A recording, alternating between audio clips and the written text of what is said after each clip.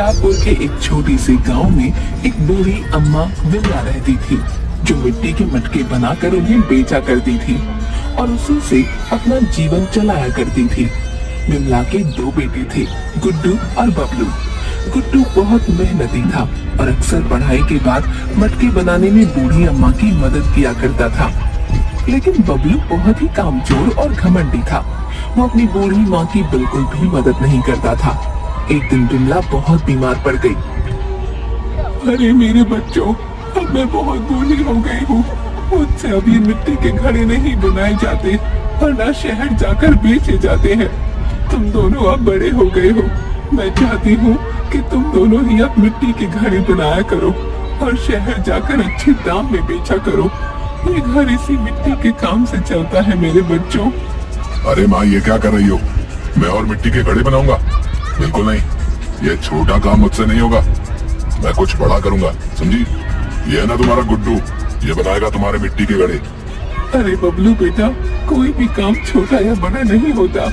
आखिरकार मैंने भी तो अब तक इन्हीं मिट्टी के घड़ों को बनाकर तुम्हें इतना बड़ा किया है। जब तुम अच्छे से मिट्टी के घड़े बनाकर बेचोगे तो तुम्हें जरूर सफलता मिलेगी। नहीं माँ, ये सब बातें मैं नहीं जानता। मैं ये मिट्टी के घड़े नहीं बनाऊंगा बस। इसके बाद बबलू वहाँ से चला जाता है। क्या तुम्हें भी कोई दिक्कत है बेटा इन मिट्टी के घड़ों को बनाने में? ये बबलू तो मेरी कभी नहीं सुनता है। नहीं माँ, बिल्कुल भी नहीं। मैं ये अच्छे से जानता हूँ कि तुम्हारी अब तबीयत ठीक नहीं रहती, इसीलिए तुम हम दोनों भाइयों को बोल रही हो। तुम चिंता मत करो, मैं मिट्टी के घड़े बनाकर उन्हें शहर जाके बेच दिया करूंगा। मुझे पता है बेटा, तू मेरा लायक बेटा है।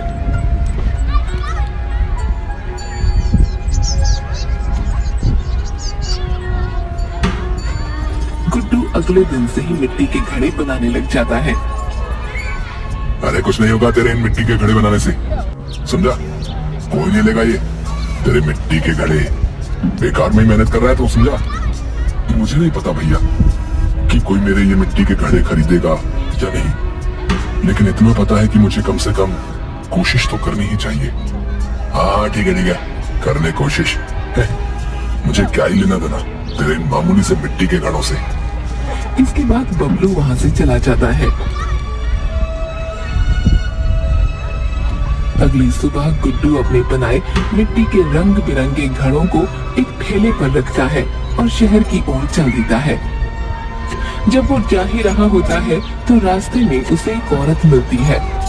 अरे ओ भाई, क्या ये रंग बिरंगे घड़े तुमने बनाए हैं? और इस रास्ते से तो यहाँ अक्सर एक अम्मा गुजरती है जो शहर मिट्टी के घड़े बेचने जाती है। हाँ, ये रंग बिरंगे घड़े मैंने ही बनाए हैं। यहाँ से जो अम्मा मिट्टी के घड़े लेकर जाया करती थी ना, वो मेरी माँ है। अब उनकी तबीयत ठीक नहीं रहती, इसलिए अब मैं ही ये मिट्टी के घड़े बनाया करूंगा और शहर लेकर जाया करूंगा। अच्छा ठीक है भाई, मुझे भी एक मिट्टी का घड़ा दे दो। गुड्डू उसे अपना बनाया सबसे सुंदर घड़ा देता है। मेरे पास पैसे तो नहीं है भाई। ठीक है बहन, कोई बात नहीं, तुम इसे रख लो। ये मेरे हाथ का पहला बनाया घड़ा है। जब तुम्हारे पास पैसे होंगे तब तुम मुझे दे देना। तुम्हारा बहुत बहुत धन्यवाद भाई। इसके बाद वो औरत वहाँ से चली जाती है। मेरे प्यारे देशवासियों, घड़े ले लो, मिट्टी के रंग बिरंगे घड़े ले लो, सुंदर सुंदर घड़े ले लो। लेकिन पूरा दिन बीत जाता है और गुड्डू का एक भी घड़ा नहीं बिकता। गुड्डू शाम को बड़ी उदासी के साथ अपने घर जाता है। अरे आ गया मेरे बच्चे, क्या हुआ? बड़ा उदास लग रहा है तू। माँ, मैंने इतनी मेहनत से ये सारे घड़े बनाए हैं, लेकिन आज इनमें से एक भी घड़ा मेरा नहीं बिका। सब लोग आते और मेरे घड़ों को देखते, लेकिन कोई भी खरीदता ही नहीं। तो क्या हुआ मेरे बच्चे, कल बिक जाएंगे। इतनी जल्दी मायूस नहीं होते। मुझे तुझ पर पूरा विश्वास है मेरे बच्चे। अपनी माँ की ये बात सुनकर मैं और मेहनत करूंगा और ज्यादा अच्छे घड़े बनाऊंगा, फिर वो घड़े लोगों को जरूर पसंद आएंगे। हाँ मेरे बच्चे। गुड्डू फिर से मिट्टी के घड़े बनाने लग जाता है और अलग अलग रंग के घड़े बनाता है। इस बार गुड्डू अपने हाथों से उन मिट्टी के घड़ों पर बहुत सुंदर सुंदर चित्रकारी भी करता है। अगली सुबह गुड्डू फिर से अपने ठेले पर सारी मिट्टी के घड़े रखता है और शहर जाते हुए वही औरत उसे फिर मिलती है। भाई, तुम्हारा बनाया मिट्टी का घड़ा वाकई काफी पसंद आया मुझे, तो मुझे एक और घड़ा दे दो, लेकिन आज भी मेरे पास पैसे नहीं है। क्या सच में बहन, तुम्हें मेरा बनाया मिट्टी का घड़ा पसंद आया? कोई नहीं, तुम आज भी मुझसे घड़ा ले सकती हो। और गुड्डू उसे एक घड़ा दे देता है। उसके बाद गुड्डू शहर पहुंचते ही फिर से जोर जोर से चिल्लाने लगता है। मेरे प्यारे देशवासियों, घड़े ले लो, सुंदर सुंदर रंग बिरंगे घड़े ले लो। कि तभी गुड्डू के पास एक आदमी आता है। अरे ओ भाई, बड़े रंग बिरंगे घड़े बेच रहा हो, जरा घड़ा देना तो। हाँ हाँ, क्यों नहीं भाई, अभी दे देता हूँ, ये लीजिए। आदमी गुड्डू से वो घड़ा लेता है और गुड्डू को कुछ पैसे देता है।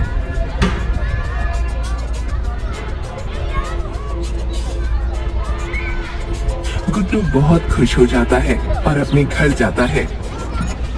देखो माँ, आज मेरा बनाया एक एक घड़ा बिक गया है। ये लो माँ पैसे, ये पैसे तुम रखो। अरे मेरे लाल, मैं जानती थी तेरी मेहनत बेकार नहीं जाएगी। ये पैसे तू ही रख, जब मुझे जरूरत होगी मैं तुझसे मांग लूंगी मेरे बच्चे। ठीक है माँ, तुम कहती हो तो रख लेता हूँ। कि तभी वहाँ पर बबलू आ जाता है।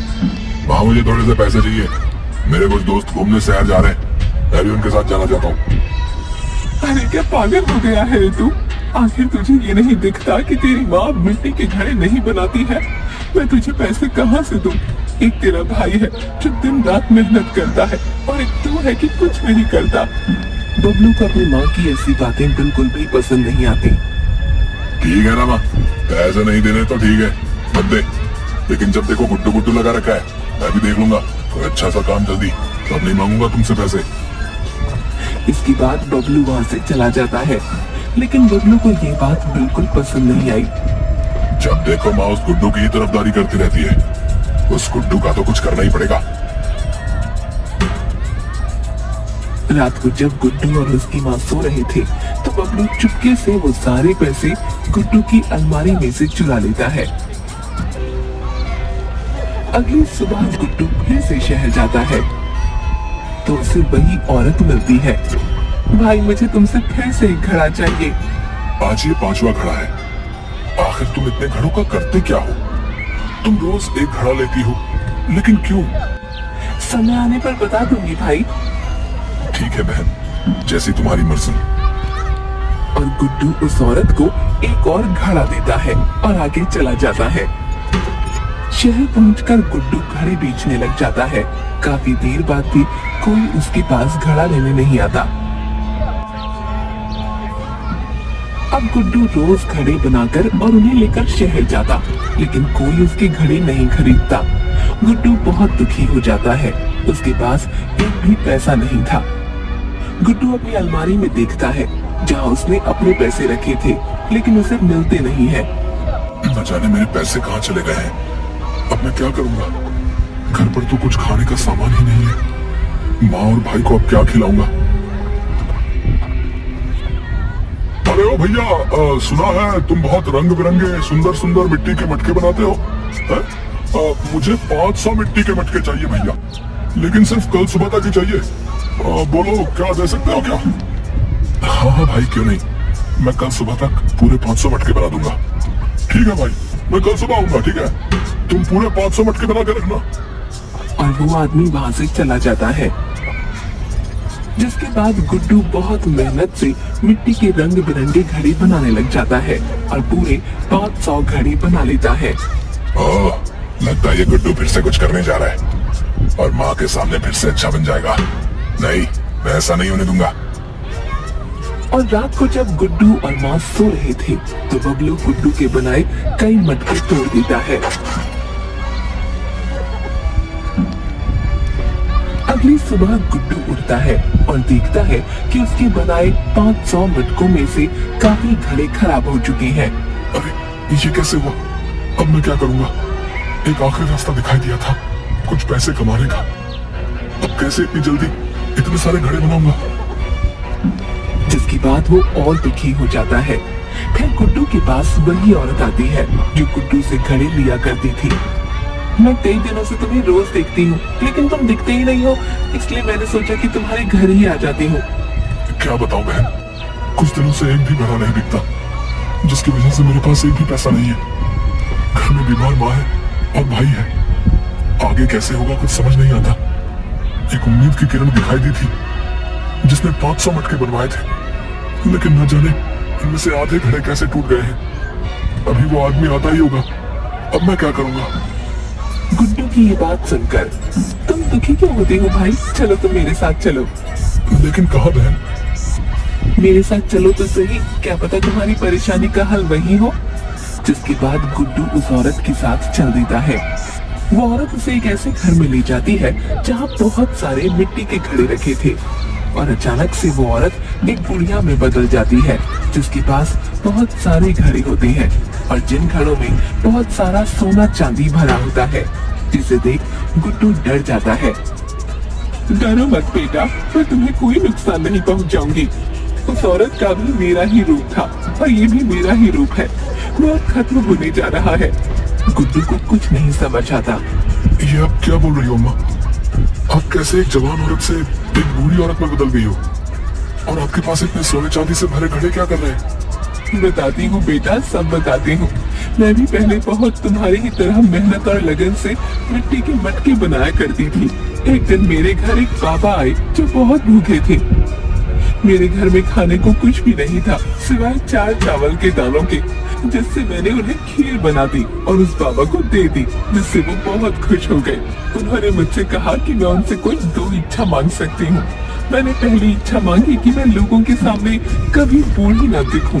दूसरी, मेरे घर में जितने भी घड़े हैं वो सब सोने चांदी से भर जाए, और ऐसा ही हुआ।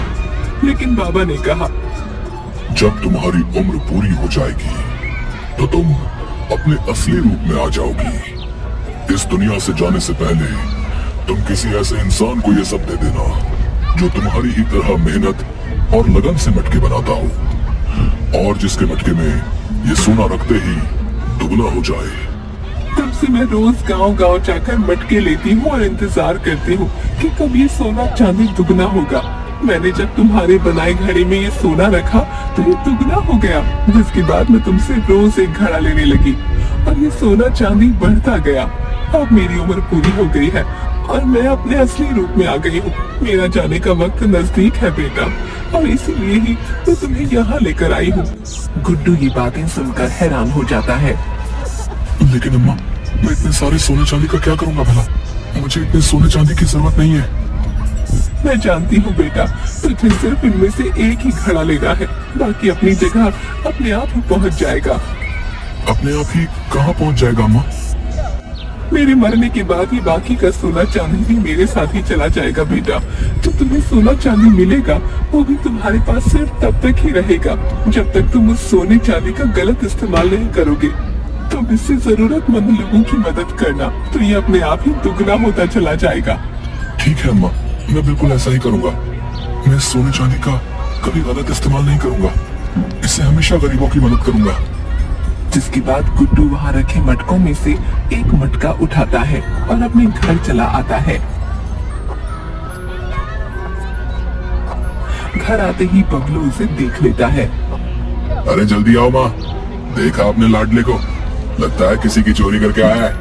इतना सारा सोना चांदी। क्यों रे गुड्डू, कहाँ से लाया तू ये? नहीं भाई, मैंने किसी की चोरी नहीं की है। बेटा मैं जानती हूँ तू कभी किसी के यहाँ चोरी नहीं कर सकता, लेकिन इतना सारा सोना चांदी तेरे पास आया कहाँ से? इसके बाद गुड्डू अपनी माँ और बबलू को सारी बात बताता है। मैं ना कहती थी तू मेरा हीरा है हीरा, ये तेरी मेहनत और लगन का ही फल है मेरे बच्चे, जो तुझे ये सोना चांदी भरा मटका मिला। मुझे माफ कर दो भाई, मैंने वो तुम्हारे बनाए मटके खराब किए थे। मेरी वजह से तुम्हें कितनी परेशानी उठानी पड़ी। मैं तुमसे जलने लगा था। मुझे लगा था माँ दिन भर तुम्हारी तारीफ किया करती थी, जो मुझसे बर्दाश्त नहीं होती थी। लेकिन तुम सच में हीरा ही हो मेरे भाई, मुझे माफ कर दो। कोई बात नहीं मेरे भाई, मुझे तुमसे कोई शिकायत नहीं है। अब हम दोनों बहुत मेहनत करेंगे और ज्यादा अच्छे मटके बनाएंगे और इस सोने चांदी से जरूरतमंद लोगों की मदद करेंगे।